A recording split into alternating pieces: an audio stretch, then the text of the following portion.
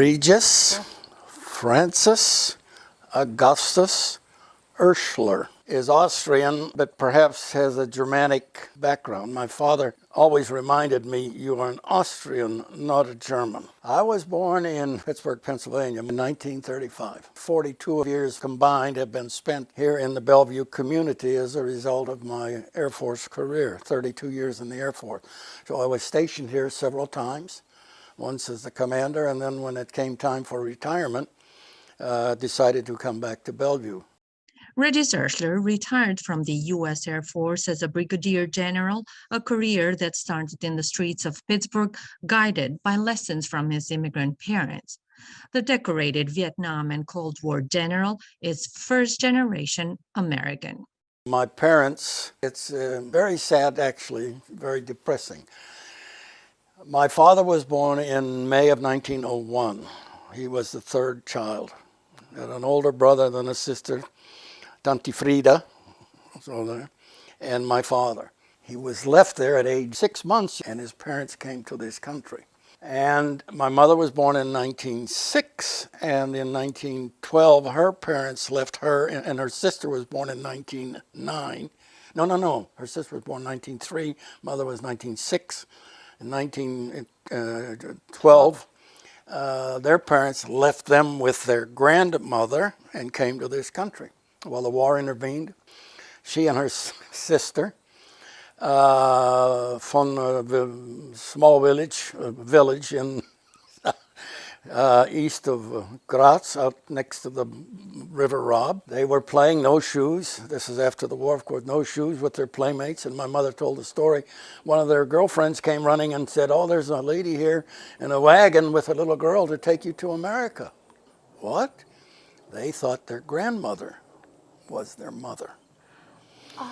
So now they taken to this lady, okay, and this is your sister. She was born in this country, Anna. So they were brought to America and to Pittsburgh. My dad was sent for by his father and mother, whom he'd never seen, essentially. And at age 20, he left Austria. He was very highly respected, as it turns out. I went and visited his village and so forth. When they left, the band played, and he was loved dearly, apparently. And he came to this country, speaking only German, of course, and with $5 and immigration, and we'll get on that subject, and then went to see into Pittsburgh, and they said, "This is your mother and father. Oh, and by the way, these are your 5 brothers who have been born here." He settled in Pittsburgh, and then my mother came in 22, and as they grew up in that community, the dancing and the so forth and so on, as she was a magnificent dancer. My father, they were the best waltzers I've ever seen. I mean, it was beautiful.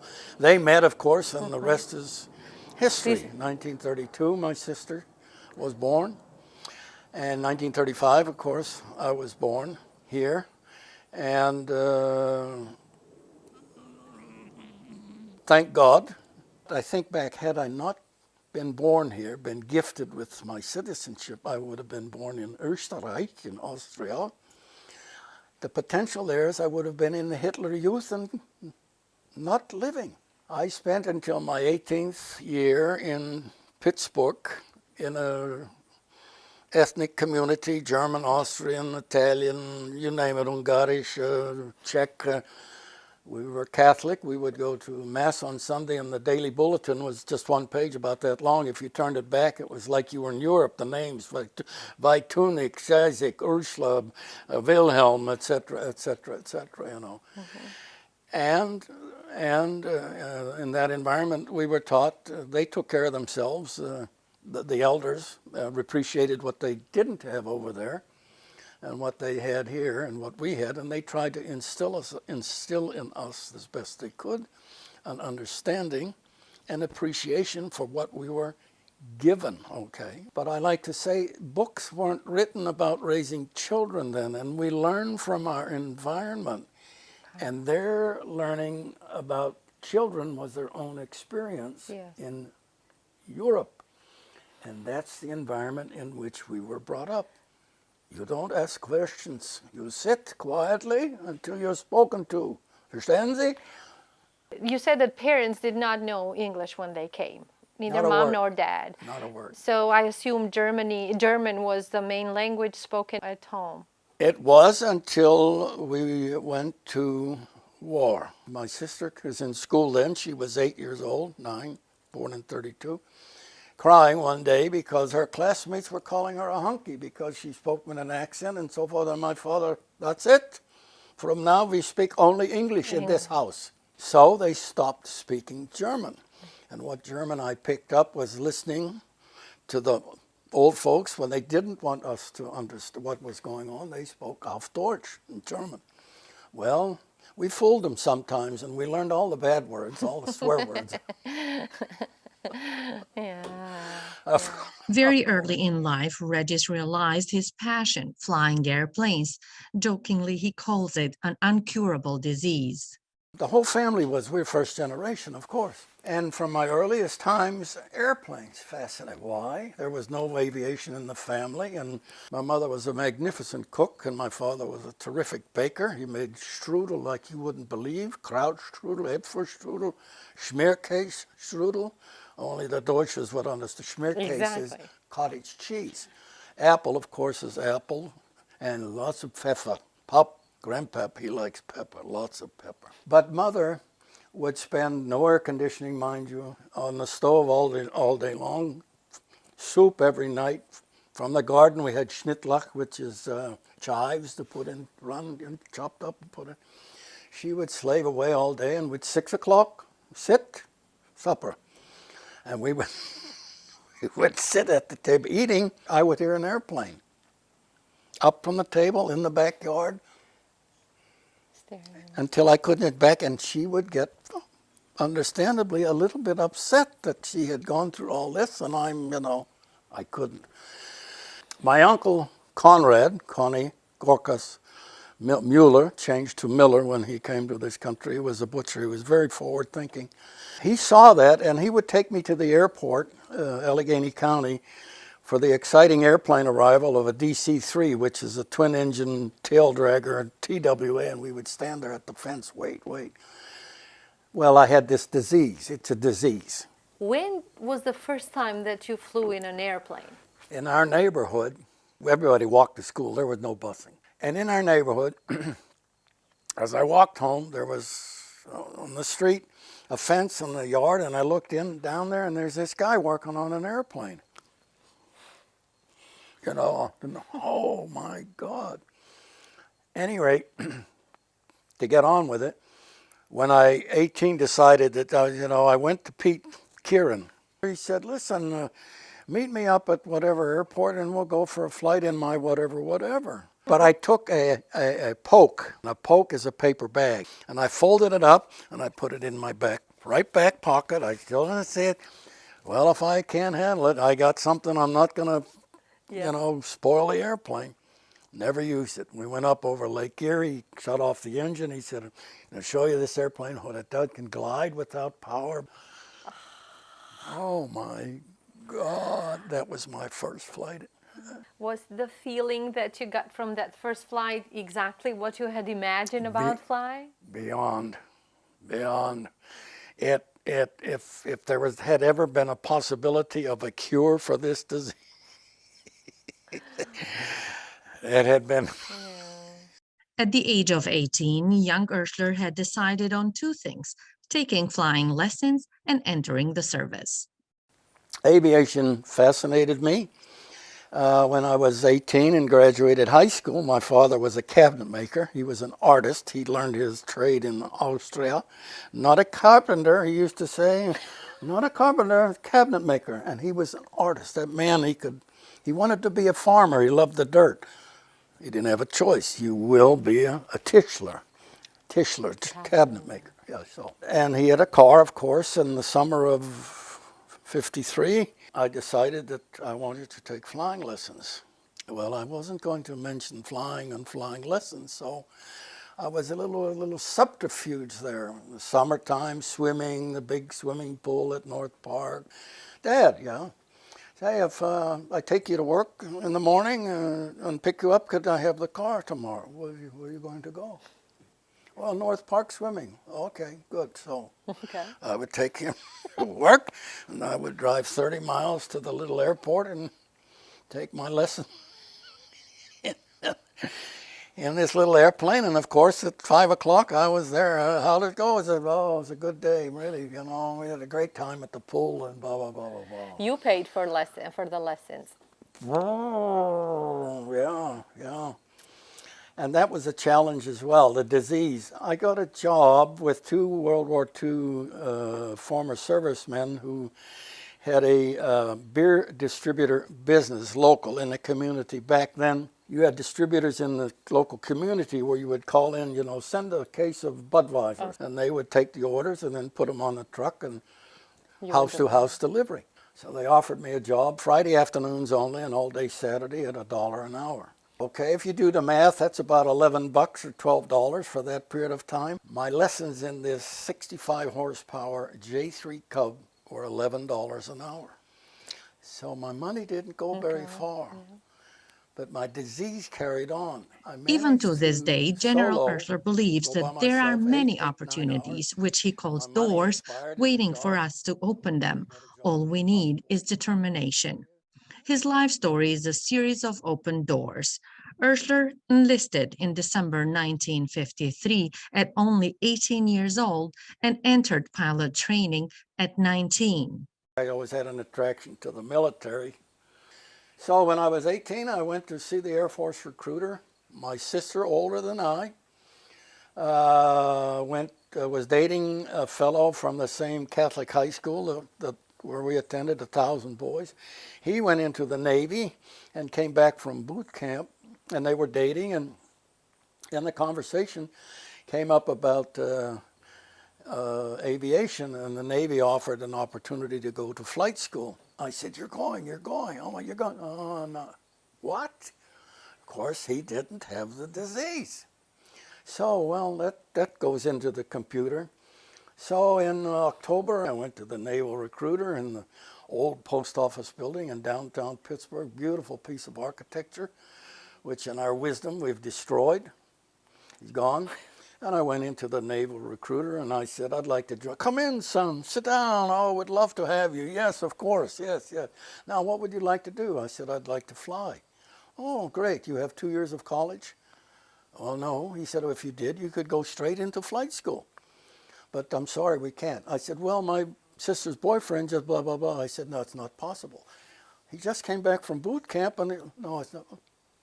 So I said, but we'll take you. We want you. We were just. Okay. Thank you very much. I can see this in my mind. I got up, walked out of the office, walked 3 doors down into the Air Force recruiter's office. Come in, son, sit down. Yes, I'd like to join the Air Force. What would you like to do? I would like to fly. You have 2 years of college? No, you could do it. Well, he said, we do have a program. If you're already in the Air Force and you can pass our tests, physical, mental, etc., you can go to what we call the Aviation Cadet Program, 15 months in duration. Now then, he said, we have a standard 100-question test. They call it the AFQT, Air Force Qualification Test. He said, if you'd like to take it, there's no commitment, no nothing. But normally we can tell from the results if you would. Yeah, sure. So I took it. I scored 94. So he said, yeah, you have no guarantee. I said, all I want is a chance. Word of wise. So I had a departure date. My cousin decided to get married in November. We changed it. They were very nice. I went to the wedding, and on December the 8th, or 8th December of 53, I raised my uncle, my wonderful Conrad uncle. He had died the day before, and I straight edge razor shaved him and said goodbye. Got on this airplane and went to basic training for 11 weeks. And I'm not 19 yet. 19 is the new age. So they sent me to a base in Texas, in Lubbock, Texas, kind of a holding until I reached my 19th birthday, the minimum age. So I go there, but now I've got a stripe, PFC. Oh, wow, So I went to this base in Texas. It happened to be a pilot training base. They were flying B-25s, my favorite airplane. And I was a gopher. What's a gopher? I was assigned to a section of the base where they were training the pilots, and I was go to headquarters and do this. Yes, sir. You know, go to here and go for it, go for it, go for it. Oh, and by the way, you're pulling KP, Kitchen Police, in the officers' club tomorrow. Yes, sir. This is how you started your military. This is. Okay. It's, as I said, it could never happen again. It's a fantasy. My birthday is April 23rd. Okay. April the 10th, I get a call. Go to personnel quarters. Airman 3rd Class Regis F.A. Urschler is assigned to Class 55 Sierra and report to Lackland Air Force Base, San Antonio, Texas, no earlier than 0800 hours and no later than 1200 hours on 24 April 1954. It's the day after my 19th birthday. Okay? Normally you're commissioned so you're 21 years old. All right? So I go to this base, and it's 3 months of a repeat of, or more so, of what I had 3 months of in basic training. Yes or no, sir, 3 bags full, you know, stand, marching tours, you know. 3 months, and then you went to what they call primary flying school, where I flew a World War II training airplane. And then I went to what they called basic flying training into the B-25. Of course, it was not easy, but Mom had drawn from her experience to teach her kids a valuable lesson. When there was a job to do and I was not happy, oh, it's too much, or it's too hard, I'm not going to do it. She would say, look, and this is what I give to the young people today, start a little bit at a time, okay? And when you've done that, don't look forward and say, oh my God. She'd say, look back and say, wow, look what I've accomplished so far. Don't make decisions and say, I quit, I can't do it. How do you know unless you try? Second Lieutenant Regis Urschler received his first pilot wing on August 1st, 1955. On April the 23rd of 1955, I turned 20 years old. 3 months later, they're pinning wings, my mother, wings and a second lieutenant bar. I'm 20 years and 3 months old. The day marked the beginning of a career that lasted 35 years, 32 of which in active duty. His first assignment was in Topeka, Kansas. Topeka, Kansas. The only time I heard of Topeka, Kansas, there was a song, Atchison, Topeka, and the Santa Fe. It was a railroad, you know. Topeka, Kansas. Where Urschler spent 10 years with several tours of duties in Greenland, England, Japan, Alaska, and Turkey. We went to Japan in 1956, and it was still like occupation. The Russians, we were flying. Here I'm 21, I'm carrying a .45 caliber pistol in my flight suit, and we're flying the Sevohotsk, which is in the Far East, Soviet Union, Sakhalin Island. Our missions were 11, 12, 13 hours long in that airplane. Came home, we went to Thule, Greenland. Yeah, you're right. You don't want to go there. Not in 1957. What was it like? We went up there in August, and you had 50 daylight, 50 night. Oh, it's September, October, November, darkness, okay?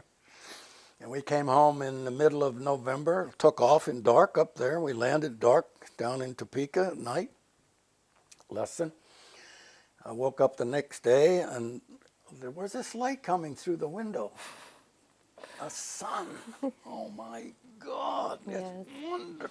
Okay, you take it for granted, because up it goes down. Yeah. It's like freedom, not until you don't have it. So I was upgraded to commander, and I had my own crew. And we traveled all over the world to England and flying missions into the Baltic, you know, the Baltic, with fighter escort, of course. And people say, oh, yeah, that made you feel good. I said, well, not really. Well, what do you mean? Well, the fighter escort had a Russian star on it, not the star and bars. Oh.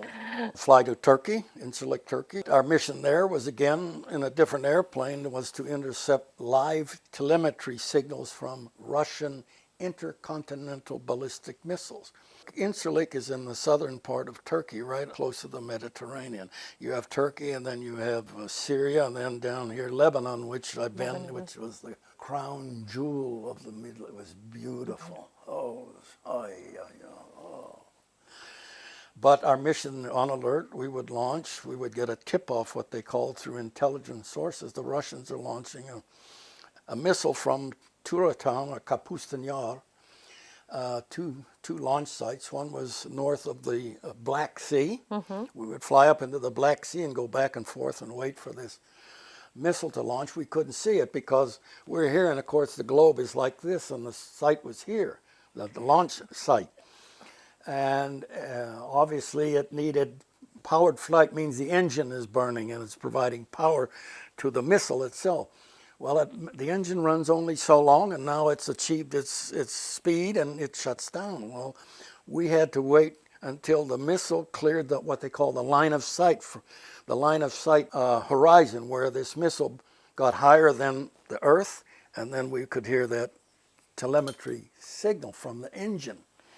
And we recorded that, and if we got 8 or 10 seconds, why the engineers were ecstatic, because from that they could determine the capability of that missile, how heavy it was, how far it could go, what it could carry, etc., etc. This is during Cold War. We're still in Cold War, but some of our guys that do this were getting shot down. The public doesn't know, which is a wonderful point you make. We were forbidden to discuss with our families. We would pack a bag and they would say, "Where are you going?" We'd say, "We can't tell you." We'll be back in 3 months. We'll write to you and so forth. They didn't have a clue. And because of the circumstances, the government did not want to discuss the fact that we were out there on international waters, perfectly legal, but they use the term spy. We're spying. We're not spying. It's a signal. We intercept it, blah, blah, blah. Did not tell the families. Today, if you want to know something, you can go to any source and they'll tell you what the airplane is, what's inside, how many people are in there, what it can do specifically, what it gets, where they send it, how they use. So that aspect of it is gone. Well, initially the Russians had, their long-range missile had one warhead. It was an ICBM with one warhead. When we were out there on the island of Shemya in '66, to our surprise, we see not one, but 3 warheads. They're dummies, of course. 3, which was a huge revelation. They went from single to multiple warheads, MRV, multiple reentry vehicle. A new development, totally new development. For that, we were given the Distinguished Flying Cross for collecting that information. Urschler served in 11 locations around the country, experiencing promotion in each assignment. Offutt Air Force Base, though, in Bellevue, Nebraska, holds a special place. So I was here for 67 to 70, and then I went to Vietnam. Well, I spent 3 years there as a commander. Came out of there. I was promoted to colonel. No college education. I had taken night courses along the way. And the Air Force, the military, decided that their senior officers had to be equivalent to senior civilian executives who all had at least a bachelor's degree or a master's. So we sent my transcripts to a college in Parkville, Missouri, which is just north of Kansas City. And they said, "Oh, you qualify as a senior." So I went down there for 6 months and got my diploma, and then came back to Offutt in a different position in the underground as a colonel, as what they called a senior controller, which oversaw all of SAC. Jokingly, when my boss, who was a brigadier, met me at the front door, we went in, and it was kind of like a mouse, down and down and down and down into the underground. Big, thick doors and guards along the way.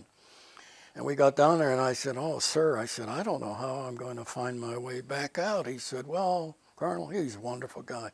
He said, "What I did when I first got here, I would take my shoe off and take my sock and start it and tie it to the front door and let it out all the way down here. And when it was time to go home, I just hollowed it out." It's bad. So 20 months there, and then I got sent to Ohio, Columbus, Ohio, as the number 2 guy in command, and then I was given command of that wing, SAC wing. And then, after 3 years, apparently I did fairly well because they sent me to Offutt Air Force Base as the commander of, where I started in 1955 as a second lieutenant, the 55th. The outfit just, flowered, and I got selected for general officer. Should have never happened. Never. It was a door. These are all doors that opened along the way. Never happened. And now we're flying from here to those same areas, but these missions now running 24, 26, 28 hours in duration. And from Omaha. Omaha. Out over to the area of interest. We would go over to Alaska, refuel, take the tanker over the pole, radio silent, and we would then continue down to Banana Island, Novaya Zemlya, which looked like a banana, fly along there, and then down to Murmansk, and then back over to England and get another tanker, and then fly all the way back to Omaha. 26, 27, 28 hours. What was your rank, General? Brigadier, 1 star. Brigadier, okay. Did you retire here in Omaha? No. I was promoted here and then transferred up to Washington, Fairchild, Spokane, Washington, as what they called a division commander. Here I commanded this unit. Just wing, yeah. The division was comprised of 3 or more wings. So here you were the commander of the wing. Of the wing. There on the division, I've got a bomber wing right there and tanker at Fairchild. I've got a missile wing, 150 Minutemen 3s over at Malmstrom Air Force Base, which is over in Montana.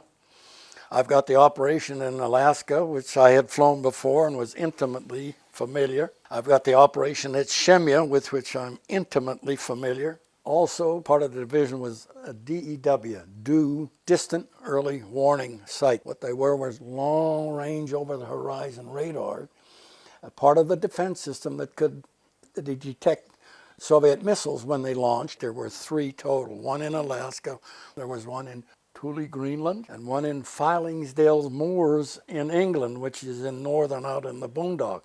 3 of them, and that information came into the headquarters, plus other information. Kind of an amusing story. When they first went online, the site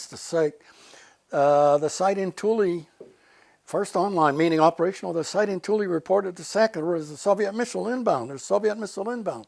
And my God, SAC, until somebody discovered it was the sun coming up and it had not been programmed into the system. Okay, but anyway, that also was part of my command up there in Washington. Stayed there 2 wonderful years, every place I've been. On the last day of work on June 1st, 1985, Brigadier General Regis Urschler was the vice commander of the Electronic Security Command, the top intelligence agency of the U.S. Air Force in Kelly Air Force Base in San Antonio, Texas.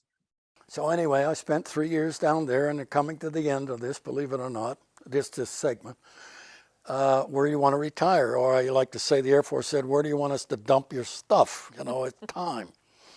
Well, having been stationed here early on and coming from an ethnic neighborhood in Pittsburgh, I saw way back then, South Omaha was Polish, Czech, etc. Oh my God. I said, I'm going to go back to Bellevue. Do you have a job? No. I just want to go back in that environment. My father was gone by then. She was very disappointed. She lived with me for a while, and there are stories there while I was in the service, the general's mother. She went back to Pittsburgh, and she was very disappointed that I didn't come back there. And I said, Mother, I don't know anybody anymore. My high school classmates, I haven't seen them in 32 years. They've got their own lives. Their friends. So what do I know? Devotion to Air Force and serving the country came easy to Urschler, in part because of his father. Because as we grew up, my sister and I, my father would counsel us, not this way. He would say, you were very fortunate. You were very lucky. You were born here. You were given your freedom as a gift. You didn't have to work for it.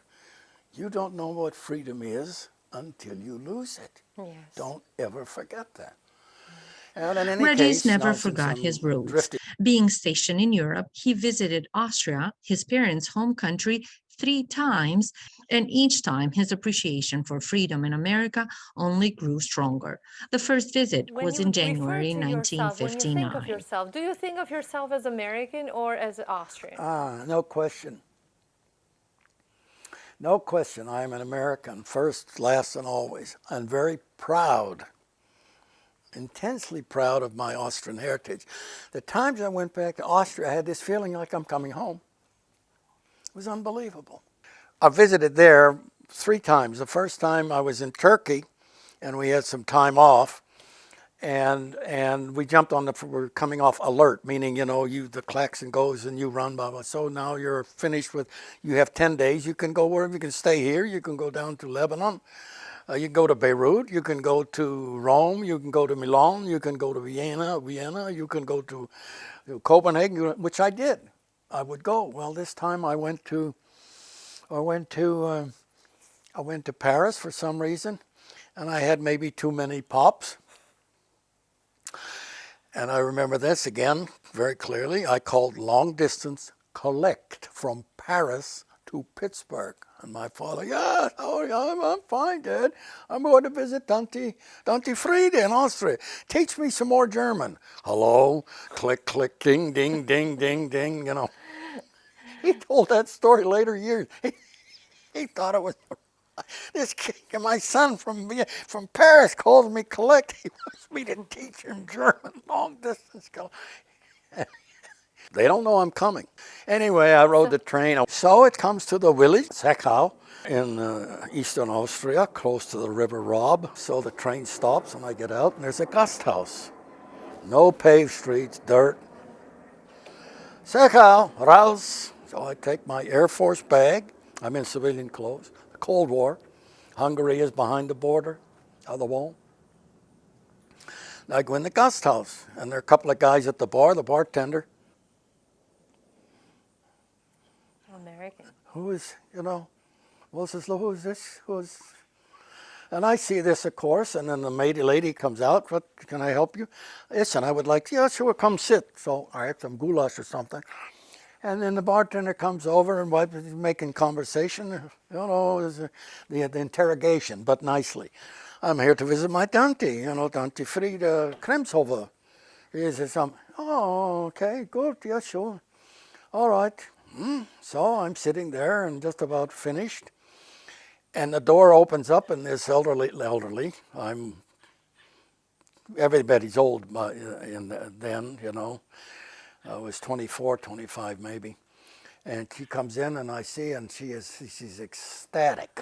Oh mein Gott, mein Bruder's son from America, oh mein Gott, my brother's son from America.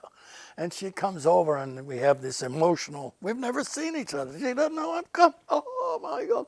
Kommen Sie mir. So we get in the cab or somebody's car on the dirt road out to their house. The word had traveled and they called you didn't have to go, you're in. Anyway, I spent the day and the night with them. You talk about poor. How poor were they? You know what an outhouse is? Oh yeah, I do. Yeah. Yeah. Yes. An outhouse normally, if you have, is at the back of the house. Their outhouse was between the front of the house and the street. I don't know if you want this story on tape, but things we take for granted.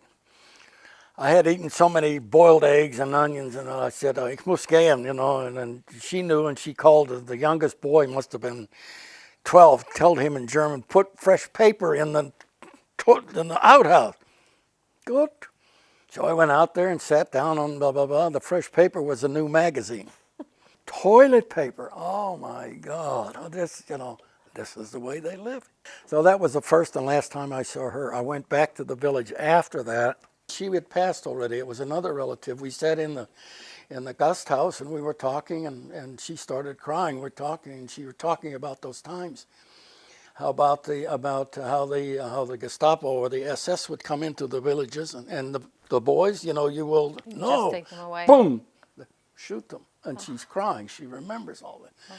Oh, and then I went to the border. Now the Cold War's over. Here's the River Rob, and there's a bridge, and that's Hungary. And I had hired an interpreter, and he said, "You want to go The business we were in, you know, we would have been, even though the wall was down, we'd have been a prize for them to, you know, boy, look what we have and, you know, what he's doing. And so I said, no, I don't think we better. So we didn't go. We use the term freedom rolls off our lips like ice cream and vacation and swimming and so forth. Those of us who enjoy freedom, okay. Every year on August the 6th, which is the day we dropped the bomb on Hiroshima, there are protesters at the gate down there with big signs, peace, peace, peace.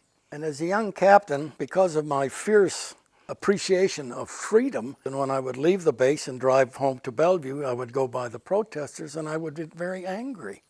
And then one day, there is a lesson here. One day I drove, as I'm driving, to Domkopf.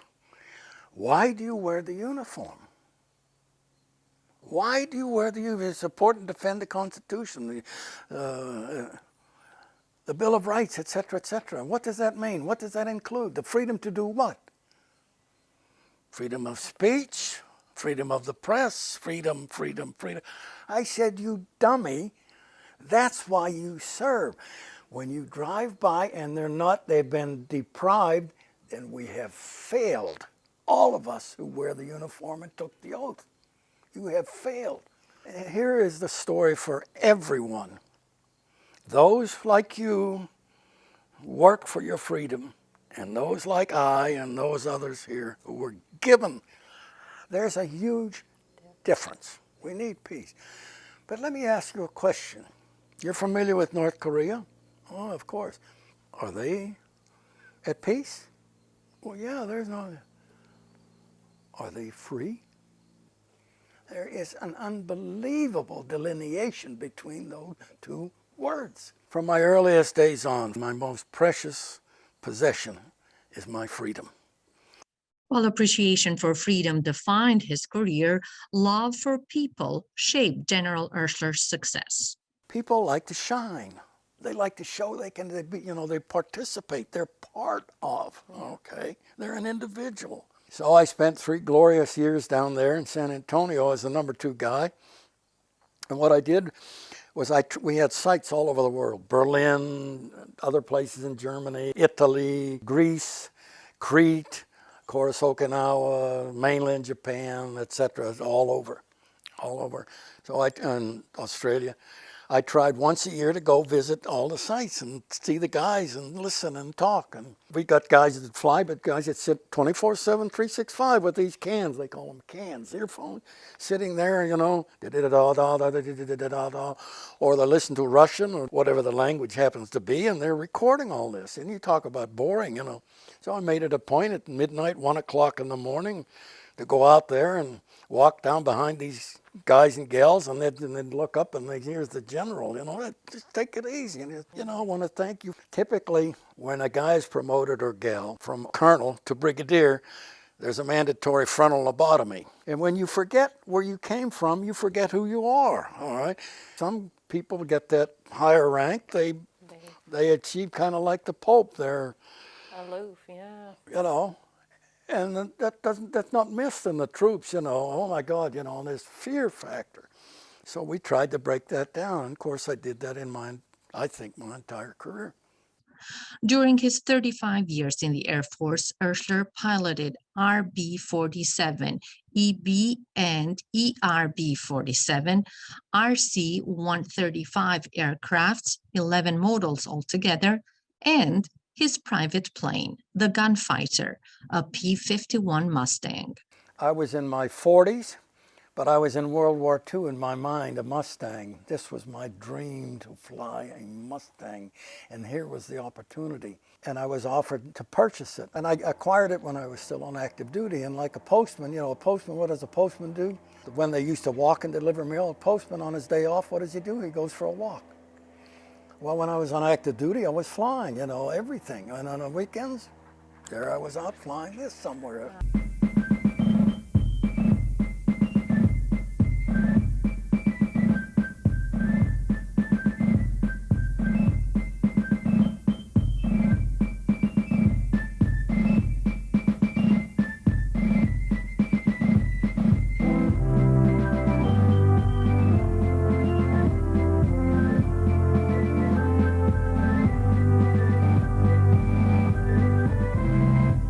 I was a kid in WW2, I would have given anything, almost anything, to be able to go to the fence around the field and put my fingers through it and say, there's a Mustang, much less get up close to it, much less talk to a pilot. The airplane has an aroma or smell or sit in the airplane.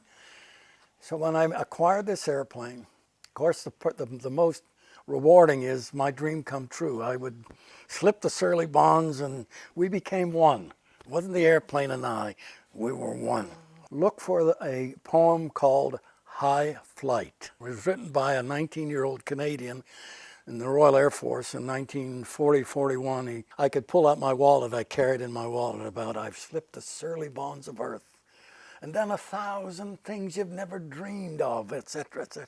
Every time I flew this airplane, that's the way it was, okay? The second greatest pleasure, and I had opportunities many, many times, and I tear up when I relate them. This airplane lands, and before my propeller stopped turning, and when it did, I looked out. People. They were having a chance for their dream to come true. Not only to get close, but then I would get out, and we would answer questions. The second greatest pleasure, in this crowd of people, the first time I'd see an elderly gentleman, relatively, at the end, or back in the crowd finally dispersed. And I'm there, and he's the only guy, and he kind of, not awkwardly, but kind of walks up self-consciously, and he sticks out his hand.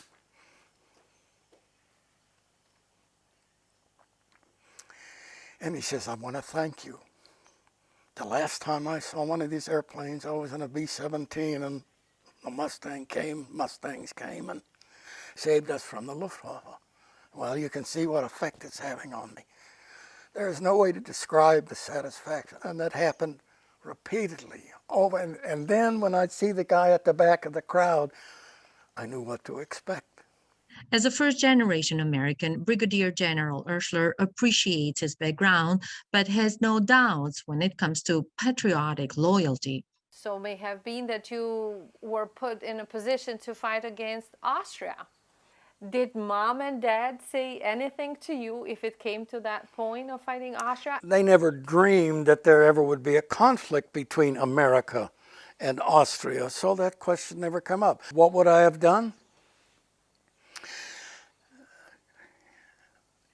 It depends what weight you put in an oath. I swear I will support and defend the Constitution against all enemies, foreign and domestic, etc., and obey the order. You swear to take an oath. To some people that means nothing, all right? The way I was brought up, you shook a man's hand, etc., etc., you take an oath, you live up to the oath. Thank God that never occurred, so. Brigadier General Regis Urschler has now moved to a farm in Oklahoma. As for his flying career, his summary is simple. Regis Urschler has logged more than 16,000 hours of flying time. 13,000 on active duty in the military and the other 3,000 in flying this. I've got over 3,000 in this airplane alone, so that's why my hearing is gone. I've been exposed too much to jet engines. Back in there, we didn't have ear protection when we walked around the jet engines and so forth, and then all those hours behind that Rolls-Royce Merlin engine with the exhaust sounds, It's permanent, I'm paying the price for it now, but that's okay. Mission accomplished, both personally and for others as well. And I'm happy with that. Dankeschön. Bitte schön.